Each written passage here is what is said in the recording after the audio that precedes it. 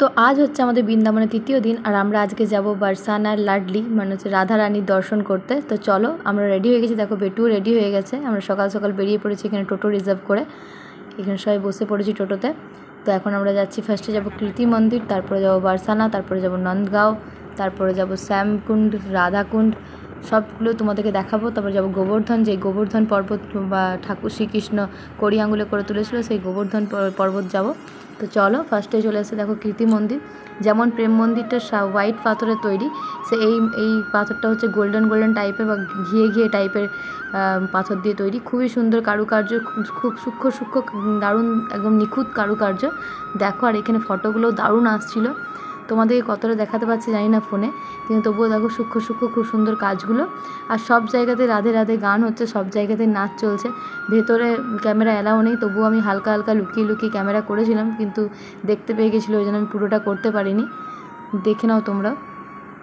এখানেও দেখো ভিতরে ঝুমারটা কত বড় আর কি সুন্দর কারুকার্য। দেখো এখানে লুকিয়ে ভিডিও করতে গিয়ে আমি ধরা পড়ে যাই, ওই জন্য আর বাকিটা করি না, রেখে দিই। এরপর চলে এসেছি আমরা বাইরে, এদিকে চারিদিকে রাধা কৃষ্ণের সব মূর্তি রয়েছে। এখানে হোলি খেলছে, আর এদিকে দেখো কী সুন্দর দাদু দিদা কী সুন্দর হাত ধরে এত বয়স হয়ে গেছে তবুও নাচ করছে। মানে কৃষ্ণ প্রেমে আর রাধা প্রেমে সবাই এতই বিভোর, দেখো কত সুন্দর নাচ করছে, কী সুন্দর লাগছে দেখতে। এই দেখো এখানে রাধা কৃষ্ণ তার গোপীদের সাথে সব খেলা করছে, হোলি খেলছে, সেইগুলো এখানে তৈরি করা রয়েছে। এখানে আমি আর মাও করে নেবো নাচ একটু। দেখো মাও এখানে নাচ করছে, মায়ের মাথা ঘুরে গেছিলো। এরপর আমরা চলে এসেছি বারসানা। এখানে আছে 150টা সিঁড়ি, একটু উঠতে কষ্ট হচ্ছিলো। 150টা সিঁড়ি মানে বুঝতেই পারছো কতটা কষ্ট হবে। তবুও রাধারানীর মায়ের নাম করতে করতে আমরা উপরে চেপে গেছি। আমার ছেলেটারও একটু কষ্ট হচ্ছিলো, কিন্তু ও রাধে রাধে করতে করতে দেখো উপরে উঠে গেছে। চলে এসেছি আমরা বারসানার লাডলি রাধার রানীর কাছে। দেখো তোমরাও দর্শন করে নাও। এখানেও প্রচুর ভিড়, কিন্তু বাঁকে বিহারির ভিড়টা একটু বেশি ছিল। এখানে যেহেতু জায়গাটা অনেক বড় ছিল আর সিঁড়ি ছিল, ওই জন্য অতটা আমাদের ভিড়টা মনে হয়নি। এখানেও আমরা আলাদা হয়ে গেছিলাম, দুজন, আমি আর মা আলাদা দিকে হয়ে গেছিলাম, আর ও আর ছেলেটা একদিকে হয়ে গেছিলো। তারপরে আমরা একসাথে, যাক ফোন ছিল বলে সব একসাথে দেখা হয়ে গেছিলো। দেখো কত ভিড় এখানে। চলো তোমাদেরকে দেখিয়ে দিই, বাইরে থেকে পুরো গোবর্ধন গ্রামটা দেখা যাচ্ছে। এটা অনেক উঁচুতে, দেখো পুরো গ্রামটা দেখা যাচ্ছে। এখানে ছোটো ছোটো বাড়িগুলো দেখো, আর সব দিকে উপরে পাহাড়ের উপর রয়েছে বারসানা লাডলি মা রাধা। এখানটা এসে জীবনটা জুড়িয়ে যাচ্ছিলো, এত সুন্দর হাওয়া দিচ্ছিলো, মনে হচ্ছিল না পুরো পাহাড়ের উপর উঠে আছি আমরা। চারিদিকে সবাই দেখো ফটো তুলছে, আর এদিকে পুরো তোমাদের দেখিয়ে দিচ্ছি, দেখো পুরো দেখাচ্ছে গোবর্ধন গ্রামটা পুরো বড় একদম। তোমরা অবশ্যই এসো এখানে রাধারানী মায়ের কাছে দেখা দর্শন করতে। কৃষ্ণকে চাইতে গেলে তো রাধার কাছে আগেই আসতে হবে। এখানে দেখো সব পরিক্রমা করবার জন্য বেরিয়ে পড়েছে ইংরেজগুলো, রাধে রাধে করতে করে। এদের ভক্তি আরও বেশি, আমাদের থেকেও ওদের ভক্তি বেশি।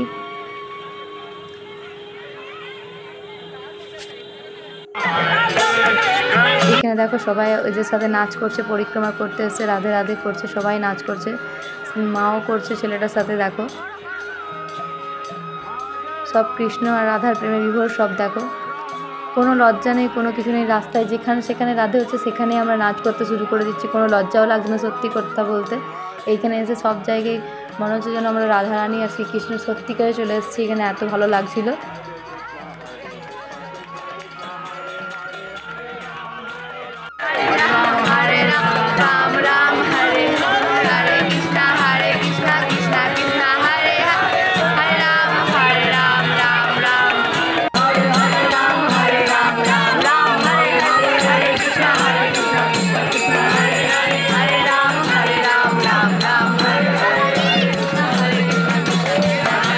এখানে খাওয়া দাওয়া করে আমরা বেরিয়ে পড়লাম এখন গোবর্ধন পর্বত যাওয়ার জন্য। তো চলো তোমাদেরকে এখানে দেখিয়ে দিই, যেখানে শ্রীকৃষ্ণ ঠাকুর কড়ি আঙুলে পর্বত তুলেছিল সেটা। এই দেখো চলে এসেছি এখানে গোবর্ধনজির কাছে। এখানে পুজো দিয়ে দেবো। এখানে 50 টাকা করে নারকেল দুধ এইসব দিচ্ছিলো, আর কতগুলো ফুল। তো সেখানে পুজো কিনে, আর বেটু ঘুমিয়ে গেছে, দেখো আমার বাবার কোলে ঘুমোচ্ছে। এই দেখো সামনে জুম করে তোমাদেরকে দেখিয়ে দিচ্ছি। এখানে দেখো কড়ি আঙুলে করে তুলে আছে, দেখো পর্বত, গোবর্ধন পর্বত। জানি না কতটা ঠিক দেখতে পাচ্ছ, কিন্তু এখানে শ্রী গিরিরাজ রয়েছে। আর দেখো এটা হচ্ছে পুরো গোবর্ধন পর্বতটা। তার মধ্যেই মন্দিরটা তৈরি করা হয়েছে। আর এদিকে চারিদিকে পর্বতটা রয়েছে, চারিদিকে অনেকটা জায়গা জুড়ে। এবার আমরা বিকেলবেলায় একটু রেস্ট টেস্ট করে চলে এসেছি সন্ধ্যাবেলায় ইস্কন মন্দির। চলো ইস্কন মন্দিরের ভিতরটা তোমাদেরকে দেখিয়ে দিই। অনেক ভিড় ছিল, পুরোটা দেখাতে পারবো কিনা জানি না, তবুও যতটা পারবো তোমাদেরকে দেখাবার চেষ্টা করবো। সামনেই আমরা দর্শন হয়ে গেল রাধা আর কৃষ্ণ দুজনেরই। দেখো কত বড় বড় কি সুন্দর রেখেছে, পুরো বাচ্চা মনে হচ্ছে যেন। আর আমার বেটু এদিকে পেয়ে খুব খুশি, গাল টিপছে দেখো।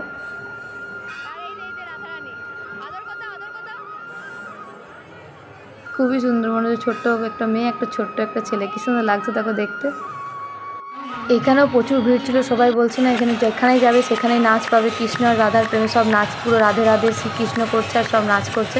তো তোমাদেরকে দেখিয়ে দিই, এখানে রয়েছে দেখো রাধা কৃষ্ণ, তার পাশে ছিল গৌরাঙ্গ, আর তার পাশে ছিল শ্রীকৃষ্ণ আর বলরাম। এ দেখো মা ও সবাই নাচ করছে দেখো,